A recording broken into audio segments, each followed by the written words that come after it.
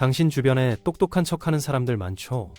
온갖 지식을 자랑하고 말도 많고 항상 자기가 옳다고 우기는 사람들 말입니다.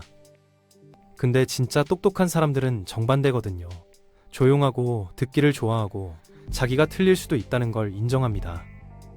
문제는 대부분의 사람들이 이 차이를 모른다는 겁니다.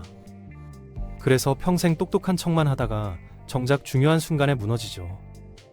하지만 오늘 제가 알려드릴 몇 가지만 익히면 당신은 상위 10% 안에 드는 사고방식을 가질 수 있습니다. 그럼 지금부터 하나씩 풀어서 말씀드려 보겠습니다. 가장 먼저 이해해야 할 게 있는데요. 똑똑함이란 게 지식의 양이 아니라는 겁니다. 많은 사람들이 착각하는 부분이죠. 진짜 똑똑한 사람들은 자기가 모르는 게 얼마나 많은지 정확히 알고 있거든요. 그래서 배우려고 하고 질문하고 다른 사람 말을 경청합니다. 반면에 똑똑한 척하는 사람들은 뭐든 아는 척해야 하니까 절대 모른다는 말을 못하죠. 질문도 안 하고 남의 말도 안 듣고 항상 자기 생각만 떠들어댑니다. 이런 사람들은 겉으로는 똑똑해 보일지 몰라도 실제로는 성장이 멈춘 사람들이에요. 여기서 중요한 포인트가 하나 있습니다. 침묵의 가치를 아는 것이죠. 대부분의 사람들은 조용한 순간을 견디지 못합니다. 대화 중에 침묵이 흐르면 불안해서 어떻게든 그 공백을 메우려고 하거든요. 아무 생각 없이 떠오르는 대로 말하고 그냥 말을 하기 위해 말을 하죠. 하지만 진짜 똑똑한 사람들은 침묵이 편합니다. 말하기 전에 생각하고 듣는 시간이 말하는 시간보다 길고 상대방이 끝까지 말할 때까지 기다리거든요. 침묵을 잘 활용하는 사람이 더 똑똑해 보이는 이유가 뭘까요? 누가 질문했을 때 잠깐 멈추고 생각하는 시간을 가지면 사람들은 당신의 답변이 중요할 거라고 기대하게 됩니다. 반대로 즉각 대답하면 별로 깊이가 없어 보이죠. 한번 시도해 보세요. 누가 질문하면 바로 답하지 말고 속으로 새까지 세어보는 겁니다. 그것만으로도 당신의 답변 퀄리티가 엄청나게 올라가는 걸 느낄 수 있을 거예요. 생각할 시간이 3초만 주어져도 내가 훨씬 나은 답을 만들어내거든요. 그 다음으로 중요한 건 반응 속도를 조절하는 겁니다. 대부분의 사람들은 뭔가 일어나면 즉시 반응합니다. 누가 운전 중에 끼어들면 바로 화내고, 누가 기분 나쁜 말을 하면 즉각 받아치고, 뭔가 계획대로 안 풀리면 바로 불평하거나 포기해버리죠. 하지만 똑똑한 사람들은 다릅니다. 뭔가 짜증나는 일이 생겨도 일단 멈춥니다. 숨을 한번 쉬고요. 그리고 스스로에게 묻는 거예요. 이게 화낼 만한 가치가 있나? 이 상황을 어떻게 처리하는 게 가장 현명할까? 이렇게 하는 게 약한 게 아닙니다. 주변 사람들이 다 감정적으로 흥분할 때 혼자 침착함을 유지하는 사람, 그 사람이 진짜 힘을 가진 거거든요. 다들 반응할 때 생각하는 사람이 더 나은 결정을 내립니다. 이건 뇌과학적으로도 증명된 사실인데요.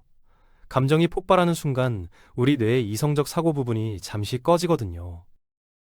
그래서 화났을 때 내린 결정은 나중에 후회하는 경우가 많은 겁니다.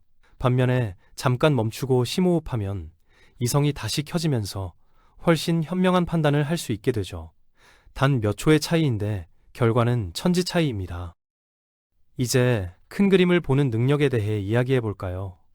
보통 사람들은 작은 문제에 갇혀버립니다. 시험 한번 망치면 자기가 바보라고 생각하고, 누가 거절하면 자기가 가치 없는 사람이라고 여기고, 하루가 안 좋으면 모든 게 엉망이라고 느끼죠. 하지만 똑똑한 사람들은 카메라를 줌아웃하듯이 시야를 넓힙니다. 시험 하나를 보는 게 아니라 패턴을 보는 거예요. 내가 공부 방법을 바꿔야 하나? 수면이 부족한 건 아닐까? 이런 식으로요. 거절당한 걸 자기 가치의 문제로 보지 않고 정보로 봅니다. 여기서 뭘 배울 수 있지? 다음엔 뭘 다르게 해봐야 할까? 시야를 넓히면 문제가 퍼즐로 바뀝니다. 그리고 퍼즐은 풀 수 있거든요. 똑똑한 사람들은 항상 스스로에게 묻습니다. 여기서 진짜 무슨 일이 벌어지고 있는 거지? 내가 통제할 수 있는 건 뭐지? 패닉에 빠지지 않고 계획을 세우는 겁니다. 같은 상황을 겪어도 어떤 사람은 무너지고 어떤 사람은 성장하는 이유가 바로 이거거든요. 관점의 차이입니다. 문제를 위기로 보느냐, 기회로 보느냐의 차이죠. 자, 이제 정말 중요한 얘기를 해볼게요. 에너지 관리입니다. 대부분의 사람들은 엄청난 에너지를 낭비하면서 살거든요. 자기가 통제할 수 없는 것들을 걱정하느라 말이죠. 친구들이 자기를 어떻게 생각하는지, 내일 비가 올지, 상사 기분이 어떤지, 이런 것들 말입니다. 이런 걱정들이 뭘 해결해 주나요? 아무것도 아니죠. 똑똑한 사람들은 간단한 원칙이 있습니다. 내가 통제할 수 없으면 생각하지 않는다. 대신 통제 가능한 것에 집중하는 거죠. 비가 올지는 통제 못하지만 우산 챙기는 건 통제할 수 있습니다. 사람들이 뭘 생각하는지는 통제 못하지만 친절하고 정직하게 행동하는 건 통제할 수 있어요. 이렇게 하면 엄청난 에너지가 절약됩니다. 그 에너지로 실제로 문제를 해결하고 상황을 개선할 수 있는 거예요.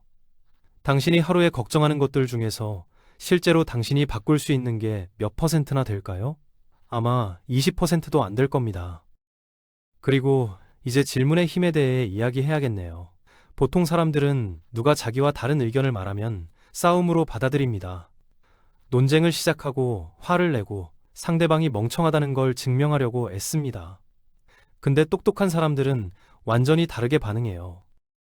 싸우는 대신 질문을 던집니다. 진짜 질문을요. 왜 그렇게 생각하시는지 설명해 주실 수 있나요? 이런 식으로요.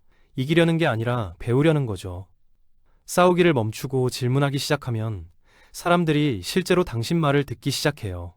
방어적으로 변하지 않고 마음을 열게 됩니다. 이제 이 모든 걸 정리해 볼까요? 진짜 똑똑함이란 게 뭔지 이제 아시겠죠? 교실에서 제일 시끄러운 사람이 될 필요 없습니다. 모든 걸 다 알 필요도 없고 완벽한 성적이나 멋진 학위도 필요 없어요. 그냥 대부분의 사람들과 다르게 생각하면 됩니다. 싸우는 대신 질문하고 작은 문제에 패닉하는 대신 패턴을 찾고 통제할 수 있는 것에 집중하고 조용한 순간을 편하게 여기고 뭐든 반응하기 전에 일단 멈추는 거죠. 하지만 당신이 이런 습관들을 연습한다면 놀라운 일이 벌어질 겁니다. 남들이 문제를 볼 때 당신은 해결책을 보게 되고 남들이 스트레스 받을 때 당신은 침착함을 유지하게 됩니다. 사람들이 당신에게 조언을 구하러 오기 시작할 거예요. 그리고 가장 좋은 점은 이 모든 게 타고난 재능을 필요로 하지 않는다는 겁니다. 그냥 주의를 기울이고 행동하기 전에 생각하고 의식적으로 선택하면 되는 거예요. 제가 지금 당장 당신에게 해보라고 권하고 싶은 게 있어요. 이 중에서 딱 하나만 골라보세요. 한꺼번에 다 하려고 하지 마세요. 반응하기 전에 멈추는 연습을 하고 싶을 수도 있고, 논쟁하는 대신 질문하는 걸 시도하고 싶을 수도 있죠. 뭐든 좋습니다.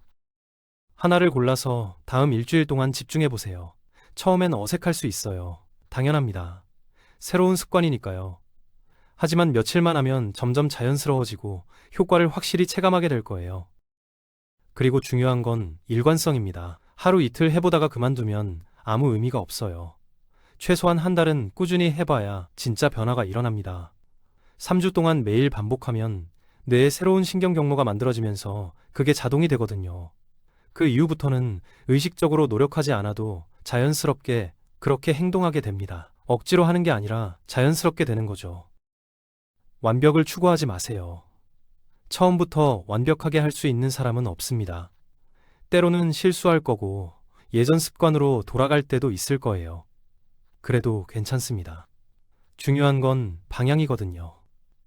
지금보다 나아지면 되는 거예요. 매일 조금씩 나아지면 1년 후에는 완전히 다른 사람이 되어 있을 겁니다. 작은 개선이 쌓이고 쌓여서 엄청난 변화를 만들어냅니다. 그러니까 오늘 당장 시작하세요. 완벽하게 준비될 때까지 기다리면 평생 시작 못합니다. 지금 이 순간 딱 하나만 골라서 실천해 보세요. 기억하세요. 똑똑함은 타고나는 게 아니라 만들어지는 겁니다.